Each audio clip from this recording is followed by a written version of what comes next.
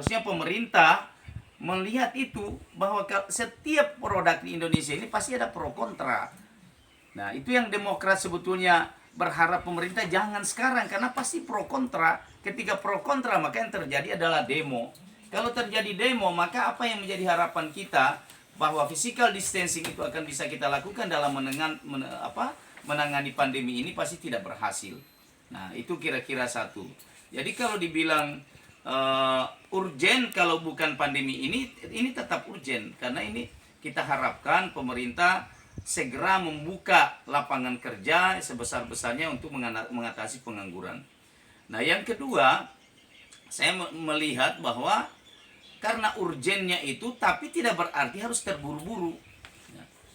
Nah, kita kan sering juga mengkritisi kinerja DPR. Itu DPR itu dalam 1 tahun itu cuma berapa undang-undang bisa diciptakan. Tapi ketika ini cepat diciptakan, ini lagi menjadi kontroversi. Kenapa? Karena memang undang-undang ini bukan satu. 83 undang-undang kemudian disatukan menjadi satu. Ini yang diharapkan sebetulnya ini menghadirkan semua stakeholder. Daftar isian masalah yang ada itu sesungguhnya harus melibatkan semua stakeholder. Nah, sehingga tidak menjadi kontroversi seperti ini. Dan kemarin saya baca Pak Muldoko sendiri sudah sampaikan bahwa Bapak Presiden itu sempat marah waktu ratas karena apa? Karena komunikasi politik ini yang sesungguhnya tidak bagus. Komunikasi politik soal lahirnya undang-undang ini, sehingga banyak masyarakat, contoh misalnya soal buruh. Buruh kita ini kan memang banyak serikat-serikat yang dihadirkan. Tapi kan kalau kita lihat keterangan dari ketua-ketua buruh serikat kita, ya dari awal mereka sudah menyampaikan, mewanti-wanti, tolong pasal-pasal ini tolong diperhatikan, karena kalau ini pasti akan merugikan buruh tentunya, merugikan pekerja. Termasuk misalnya tenaga kerja asing. Nah, tenaga kerja asing kalau di dalam undang-undang cipta dulu kan, kalau dulu itu setiap tenaga kerja asing itu yang mendaftarkan diri. Ya. Nah, kalau di undang-undang Ciptaker ini kan cukup dengan perusahaan yang mempekerjakan mereka itu yang mendaftar.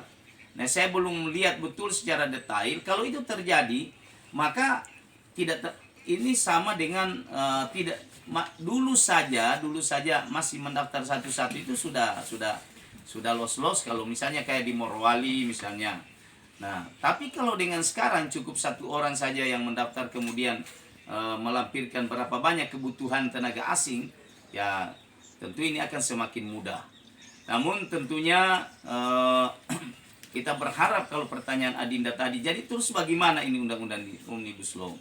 Nah, kami di Demokrat ini tentu berharap bahwa terus kita berharap pemerintah bisa memahami kondisi yang ada sekarang ini, bisa memahami bagaimana suara hati rakyat yang hari ini di mana-mana. Ya. Kalau sering ada orang bilang bahwa ini adalah ada orang yang menggerakkan, saya kira terlalu hina mahasiswa dan buruh kalau dikatakan ditunggangi.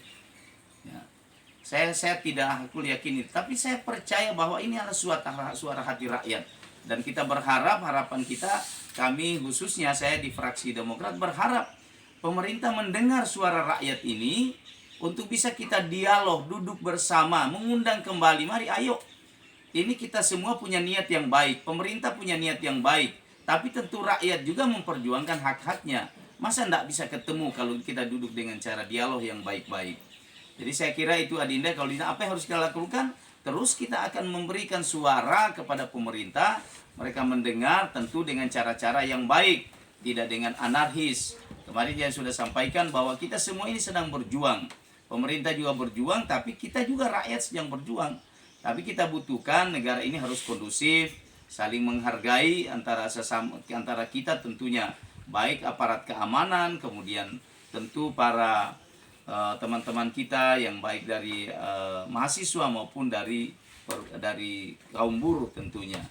Jadi saya kira itu Adinda yang bisa saya sampaikan. Kalau dibilang soal unggul ya begini, saya punya pengalaman di Morowali. Jadi kalau saya melihat ya, beda memang antara manajemen Eropa sama manajemen Cina, saya lihat ya, yang saya perhatikan. Saya pernah camat di Sorowako, di mana perusahaan tambang itu adalah milik dari Eropa. Kemudian saya di Morowali melihat bahwa pembangunan smelter yang itu dari Cina. saya melihat ada dua kultur yang sangat jauh berbeda. Kalau di manajemen Eropa, itu mereka semua dalam rangka konstruksi itu dilakukan di Indonesia. Nah, kita bisa bayangkan Vale itu dalam rangka konstruksi itu memakan waktu sampai 20 tahun baru bisa produksi. Nah, di Indonesia, karena di Morowali yang dilakukan oleh investornya dari Cina, itu hanya dalam waktu 3 tahun itu melebihi dari kapasitas yang dibangun oleh PT Vale di Sorowako, hanya 3 tahun.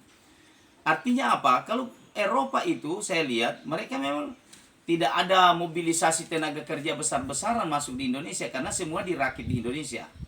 Nah, kalau Cina saya lihat mereka itu sistem kayak rumah-rumah Manado ya. Rumah-rumah Manado itu kan kita pesan di Manado, kemudian kita terima jadi dirakit di tempat kita, yang tukang-tukang dari Manado itu dibawa di tempat kita.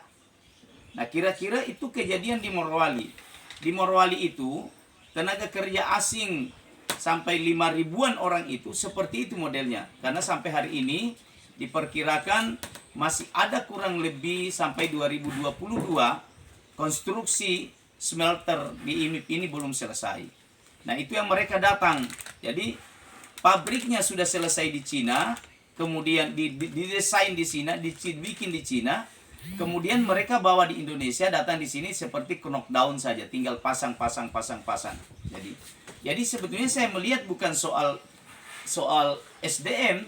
Kalau SDM kita bangsa Indonesia saya lihat seperti di IMIP sekarang, yang mengoperasikan mesin-mesin produksi itu sekarang sudah anak orang-orang kita.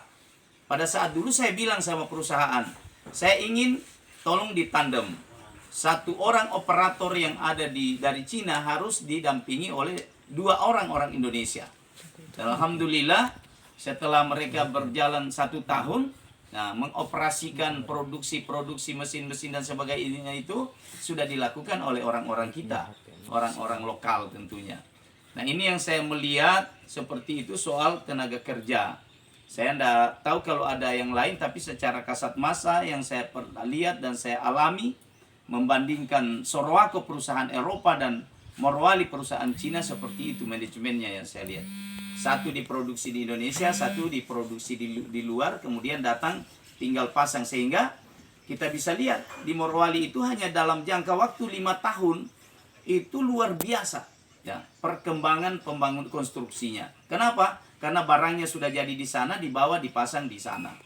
Nah, kira-kira itu Adinda. Jadi kalau saya sampai hari ini saya tidak pernah yakin, saya belum menyerah untuk mengatakan bahwa SDM kita lebih rendah dari mereka. Tidak.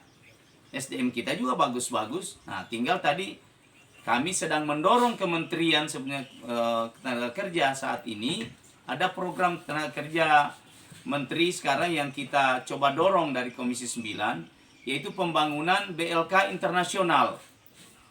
Nah, pembangunan BLK internasional ini sudah dimulai sekarang. Dari kemarin dari setiap provinsi itu akan ada BLK internasional. Kemarin sebenarnya di Sulawesi Tengah sudah dapat kita BLK internasional itu, tapi karena masih ada persoalan status BLK yang ada di Palu belum diserahkan sepenuhnya karena masih ada, saya dengar Pak Gubernur sudah setuju menyerahkan itu ke kementerian, tapi masih ada elemen lain yang belum setuju untuk menyerahkan.